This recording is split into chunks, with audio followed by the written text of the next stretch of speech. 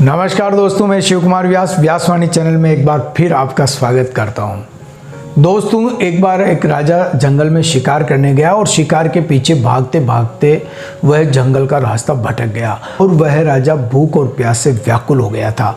जंगल में भटकते भटकते वो एक झोपड़ी के पास पहुंचा और झोपड़ी में एक वनवासी रहता था जो जंगल की लकड़ियों को काटकर कोयला बनाकर उन्हें बेचा करता था।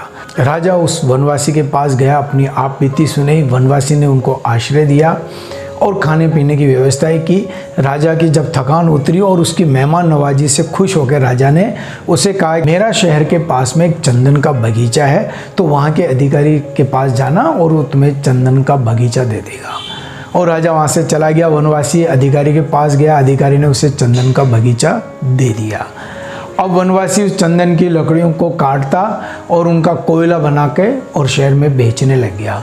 इस प्रकार वो अपना गुजर बसर करता जा रहा था और धीरे धीरे चंदन की सारी लकड़ियाँ काट के कोयला बना के वो बेच दिया था। एक चंदन का पेड़ वहाँ पे उस बगीचे में बच गया था। बारिश होने के कारण वह पेड़ गीला था, तो उसने सोचा कि कोयला बन नहीं सकता, तो क्यों ना मैं लकड़ियाँ ही काट के बाजार में बेच दूँ।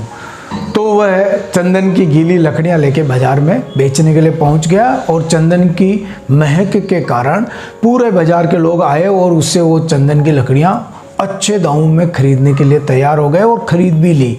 और वो लोगों को चंदन की लकड़ियाँ को खरीदते इतना लालच देख के उसके समझ में नहीं आया, आश्चर्य हुआ। तो उसने एक खरीदार से पूछा कि ये ऐसी क्या वस्तु जिसको खरीदने के लिए सब लोग आ गए, कि ये चंदन की लकड़ियां हैं और चंदन बहुत महत्वपूर्ण होता है, और यदि तुम्हारे पास इतनी और लकड़ियां हैं तो और लेके आओ बाजार में, खूब अच्छे दामों में तुम इसको बेच सकते हो।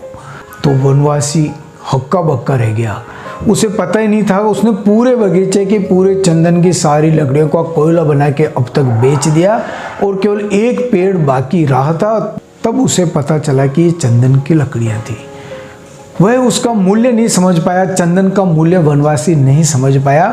दोस्तों, इसी प्रकार हमारा जीवन भी अमूल्य होता है और इसका मूल्य हम समझ नहीं पाते हैं। तो कहीं हमारे साथ भी ये नहीं हो जाए, हमें जो मिला है हम उसका मूल्य ही नहीं समझ पाए और अपना जीवन फालतू की बातों में, व्यर्थ के झंझटों में समाप्त नहीं कर दें।